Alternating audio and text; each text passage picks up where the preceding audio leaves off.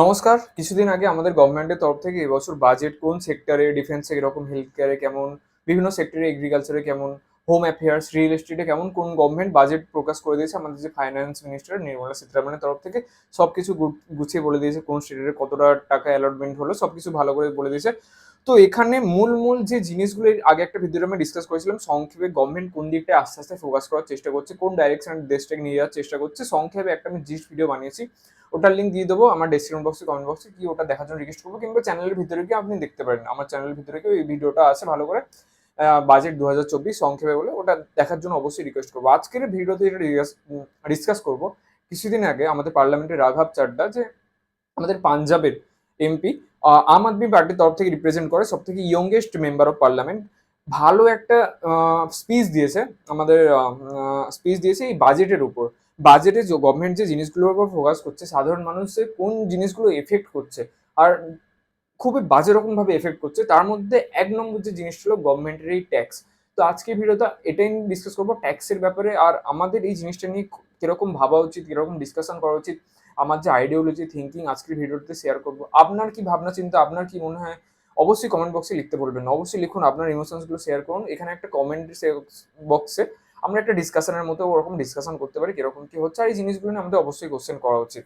ঠিক আছে, এক হচ্ছে গিয়ে এখানে এই ব্যাপারে যে বাজেট এসছে অনেক সেক্টরে অনেক কিছু বলছে, কিন্তু গভর্নমেন্ট কিন্তু ট্যাক্সের উপর আরো নতুন রুল চালু করেছে, আরো বেশি করে দিয়েছে, আরো অনেক কিছু করেছে।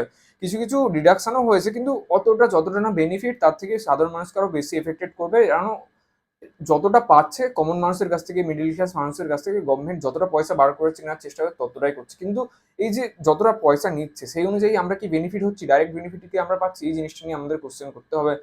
মেনলি এখানটায় রাঘব চ্যাটার্জি স্পিচটা দিয়েছে, আমরা যা ইনকাম করি, সাধারণ মানুষ যেটা ইনকাম করে, কিংবা এমপ্লয়েড পার্সন যেটা ইনকাম করে, ইনকামের পার্সন ইনকাম তো অলরেডি কেটেই আছে। যারা গভর্নমেন্ট এমপ্লয়ি হোক, এমনি এমপ্লয়ি হোক, 100 টাকা যদি ইনকাম করে তাদের 20% কেটেই আসে। ঠিক আছে, ট্যাক্সের আওতায় কেটে রেটে আসে ইনকাম ট্যাক্সের ওখান থেকে। তারপর কোনো কিছু যদি কিনতে হয় বাইরে গিয়ে কোনো কিছু, চাল দুধ থেকে শুরু করে কোনো কিছু বাইরে ঘুরতে যাওয়া থেকে শুরু করে সব কিছুর উপর, ট্রাভেল টিকিট থেকে, ট্রেন টিকিট থেকে, এডুকেশন থেকে, সব কিছুতে তোমার সিজিএসটি, এসজিএসটি মানে জিএসটি একটা লাগছে, ওটাও 20%। প্রত্যেকটা 8 to 9 ওরকম পার্সেন্ট একটা আছে। 9 into 9 বিভিন্ন বিভিন্ন সেক্টর বিভিন্ন, আমরা 20% ধরে নেবো। সিজিএসটি, এসজিএসটি, 8 কোথাও কোথাও 9 কোথাও কোথাও 6 20%-এর মতো ওখানেও জিএসটি যাচ্ছে। ঠিক আছে, টোটাল 40%।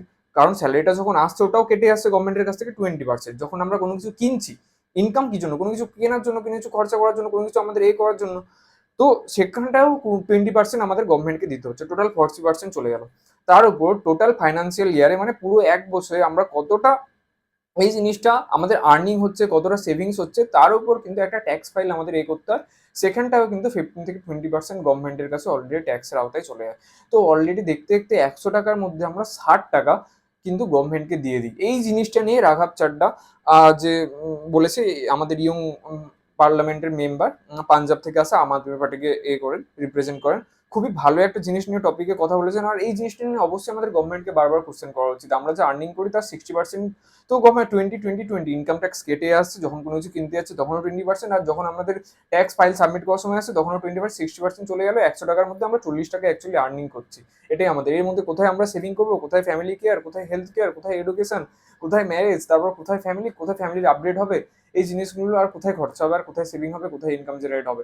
তো এই জিনিসগুলো নিয়ে আমাদের গভর্নমেন্ট, আমার যা লাগে গভর্নমেন্ট জাস্ট নিজের ব্যাপারে ভাবছে। আমরা যে কমন পিপল যারা এত ট্যাক্স দিচ্ছি, মেনলি মিডিল ক্লাসরা, এতটা পরিমাণ ট্যাক্সের আওতাতে চলে যাচ্ছে, তাদের যে ডাইরেক্ট বেনিফিট কোথায় হচ্ছে?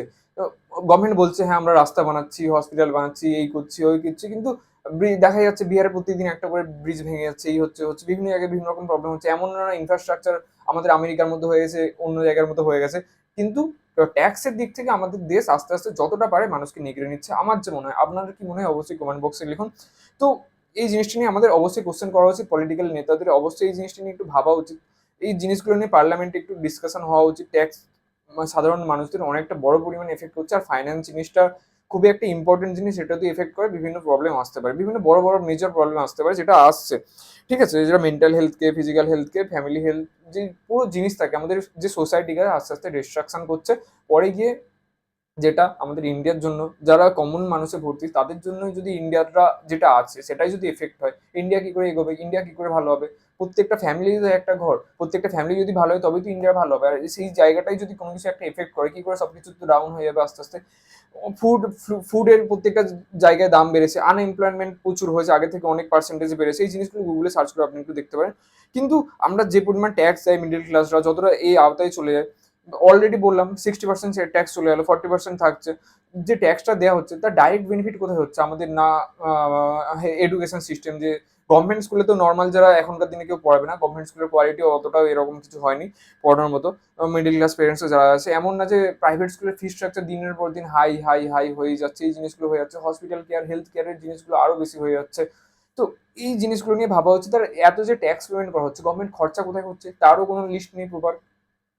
কোথায় খরচা হচ্ছে? যখন কোনো ক্যাম্পেন ট্যাম্পেন করছে, যখন ভোটিং এর টাইম আসছে, কোথাও কোনো ক্যাম্পেন হলো, রিলে হলো, অ্যাডভার্টাইজমেন্টের উপর বড় বড় পোস্টার, চারিদিকে বড় বড় পোস্টার, এই গভর্নমেন্ট পয়সাগুলো কোথায় পাচ্ছে? আমাদেরই পয়সা, যারা ট্যাক্স পে করছে তাদেরই, সাধারণ মানুষদের, common people, middle class parents থেকে শুরু করে যারা ট্যাক্স পে করছে তাদেরই পয়সা। ইউটিউবে যে অ্যাড, এই কদিন আগে যখন ভোটিং এর সময় হলো, প্রত্যেকটা ভিডিওতে ইউটিউবে অ্যাড হচ্ছে কি বিজেপি, আম আদমি পার্টি, বিভিন্ন যে স্টেটে যেরকম কি আছে, ইউটিউব, ফেসবুক, ইনস্টাগ্রাম, শুধু এই জায়গাটায় কতটা পরিমাণ টাকা অ্যাডভার্টাইজমেন্টে কতটা টাকা কোন দল খরচা করেছে, গুগলে গিয়ে একটু সার্চ করে দেখুন, দেখলে মাথাটা অবাক হয়ে যাবে। নিউজ পেপার থেকে শুরু করে হোক, টেলিভিশন থেকে শুরু করে হোক, আমাদের ইন্টারনেট থেকে শুরু করে হোক, ইউটিউব, গুগল, ফেসবুক, বিশাল পরিমাণ টাকা শুধু পার্টির প্রমোশনের জন্য খরচা করে, যেটা আমাদের ট্যাক্স পেয়ারদের পয়সা, যেটা আমাদের ডাইরেক্ট বেনিফিট হয় না, কেবলমাত্র দলের এইসব বাইরের কোম্পানি এসে গুগল, ইউটিউব এরা নিয়ে বাইরের স্টেটে, বাইরের কান্ট্রিতে নিয়ে এই পয়সাগুলো চলে যায়। তো এই জিনিসটা নিয়ে আমাদের ভাবা উচিত, কোশ্চেন করা উচিত, যে যারা ট্যাক্স পে করছে তাদের ডাইরেক্ট তো বেনিফিট তেমন কিছু হচ্ছে না, কিন্তু অতিরিক্ত মাত্রায় নিয়ে নেওয়া হচ্ছে। আগেকার দিনে ইংরেজরা যখন শাসন করেছিল দেশে, যারা নীল চাষ টাস করতো, যারা দাস ছিল, যারা কাজ টাজ করতো, চাকর ছিল, তারা অ্যাটলিস্ট জানতো যে যতটা পরিমাণ আমরা কাজ করছি তার ম্যাক্সিমাম রাজাকে দিয়ে দিতে হবে, ইংরেজরা এসে নিয়ে চলে যাবে, অত্যাচার শোষণ করতে হবে, তারা জানতো তারা দাস, তারা চাকর। কিন্তু এখনকার দিনে গভর্নমেন্ট একটা ইলুমিনেটারি সিস্টেম বলতে পারো, তুমি কিছু বুঝতেই পারবে না, কিন্তু ম্যাক্সিমাম পোর্শন তোমার পকেট থেকে কোথায় বেরিয়েছে তুমি কিছু বুঝতেই পারবে না। তো এই জিনিসগুলো নিয়ে আমার মতে একটু ভাবা উচিত, ফ্যামিলিদের মধ্যে ডিসকাশন করা উচিত, নোটস ডাউন করা উচিত, একটু যারা পলিটিশিয়ানস আছে তাদেরকেও এই জিনিসটা নিয়ে একটু ভাবা উচিত। এটা বিশাল বড় একটা পেন, আর এই পেনটা যদি একটু সলিউশন হতে পারে, অনেক বড় একটা অ্যাটেনশন ওনারা পেতে পারেন, এবং এমনি ভোটিং পেয়ে যাবে। আমার মতে ট্যাক্স জিনিসটা খুব বড় করে এফেক্ট করে। আর এটাতে যদি একটু ভাবা উচিত, একটু এখনকার দিনে ইন্ডিয়ানসদের উপর ভাবা উচিত, মিডিল ক্লাস ইন্ডিয়ানসদের উপর ভাবা উচিত। রিচ ক্লাসটা তো দিয়ে দেবে, তাদের কোনো প্রবলেম নেই। আর লোয়ার ক্লাস যারা আছে তাদের ট্যাক্সের আওতায় আসারও তেমন কিছু চান্স নেই। ঠিক আছে, মেইনলি এফেক্টেড যারা হয় তারা মিডিল ক্লাস, দুটোর মাঝামাঝি আটকে আছে, তারাই ফেঁসে যায়। তো তারা অনেকটা, আর এদের কোয়ান্টিটিও অনেক, এই জায়গাটায় তুমি যদি একটু ভাবো, তুমি একটু প্রবলেম সলভ করে দাও, এমনি তোমার ভোটার সংখ্যা বেড়ে যাবে। আমার যেটা মনে হয়, আপনাদের কি মনে হয় অবশ্যই কমেন্ট বক্সে লিখুন। তো এই জিনিসগুলো আমাদের ভাবা উচিত। ট্যাক্স এখনকার দিনে খুব বড় একটা ইস্যু হয়ে দাঁড়িয়েছে। গভর্নমেন্ট যা পাচ্ছে একেবারে, মানে নিয়ে নিচ্ছে, নিগড়ে নিয়ে নিচ্ছে, এরকম টাইপের একটা ওয়ার্ড আমাকে ইউজ করতে হচ্ছে। গভর্নমেন্ট যতটা পাচ্ছে, আগেকার দিনে তো নিয়ে নিত, জানা যেত যে এরকম হচ্ছে, হবে, সবকিছু দেওয়া হবে, কিন্তু এখনকার দিনে কেউ কোনো প্রোটেস্ট, কোনো কিছু কেউ বুঝতেই পারছে না কি হচ্ছে না হচ্ছে। অলরেডি কোথা থেকে যখন ইনকাম করছো তখনই ট্যাক্স, যখন কিছু কেনাকাটা করছো বাইরে যাচ্ছ তখনও ট্যাক্স, আর বছরের শেষে তখনও, যখন ফাইল সাবমিট করছো তখনও ট্যাক্স। তো এই জিনিসগুলো নিয়ে আমার একটু ডিসকাশনের মনে হলো করা উচিত। এরকম নতুন নতুন টপিকে ধীরে ধীরে ডিসকাশন করবো, আরো হেলথ কেয়ার রিলেটেড বিভিন্ন জিনিস। আমি একজন dental student, oral health related কোনো প্রবলেম থাকলে আমার সাথে কথা বলতে পারেন। আমার পার্সোনাল যে হোয়াটসঅ্যাপ নাম্বার কমেন্ট বক্সে, ডিসক্রিপশন বক্সে দিয়ে দেবো, আমার সাথে যুক্ত হতে চাইলে কথা বলতে পারেন। আর অনলাইনে 1-to-1 কনসালটেশন দিই, কোনো রকম কোনো প্রবলেম হলে আমার সাথে অনলাইনে কনসালটেশন স্লট বুক করে আরাম করে সবকিছু আমি বুঝিয়ে দিই। গুগল মিট হতে পারে, জুমে হতে পারে, আরাম করে। আপনার যদি কোনো প্রবলেম হয় ডাইরেক্ট আমার হোয়াটসঅ্যাপে ডিএম করতে পারেন। ওখান থেকে আমরা ডাইরেক্ট, আপনার যদি কোনো কোশ্চেন হয়, কোয়ারি হয়, কমেন্ট বক্সে, ডিসক্রিপশন বক্সে নাম্বার থাকবে, আমাকে ডাইরেক্ট হোয়াটসঅ্যাপে ডিএম করতে পারেন, পার্সোনাল হোয়াটসঅ্যাপ নাম্বার ওখানে দেওয়া আছে।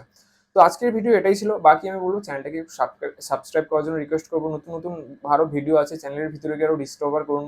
অনেক যে ভিডিওগুলো নিয়ে সাধারণত ডিসকাশন করা হয় না, বেকার উল্টো পাল্টা জিনিস নিয়ে আমরা ডিসকাশন করে থাকি, সোসাইটি, বেকার ধর্ম টর্ম, যেগুলো আমাদের ডাইরেক্ট কখনো বেনিফিট দেয় না, ডাইরেক্টলি আমাদের কখনো হেল্প করে না, এই জিনিসগুলো নিয়ে আমার মতো ডিসকাশন করা উচিত। আপনার কেমন লাগলে ভিডিওটা অবশ্যই শেয়ার করবেন, সাবস্ক্রাইব করার জন্য আরেকটা রিকোয়েস্ট করবো। আর এই ধরনের নতুন নতুন আইডিওলজি থিঙ্কিং নিয়ে আমি শেয়ার করতে থাকবো, ধীরে ধীরে আরও ভিডিও আপলোড করতে থাকবো।